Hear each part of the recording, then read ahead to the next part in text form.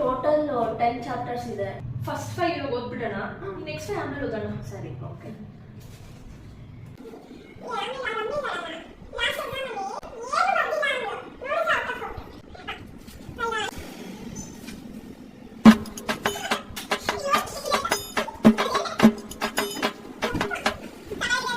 One eternity later.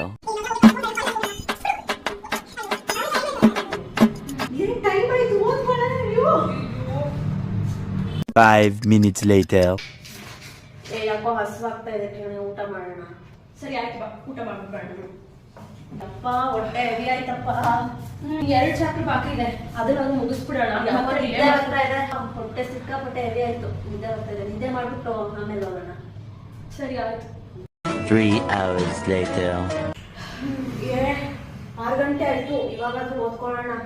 ಯಪ್ಪ ಟೈಮೇ ಇಲ್ಲ, 6 hours ಅಷ್ಟೇ ಟೈಮ್ ಇರೋದು. ರಾತ್ರಿ ಆಗ್ಬಿಟ್ಟು. ಅಯ್ಯೋ, ಕರೆಂಟ್ ಹೋಯ್ತಾ?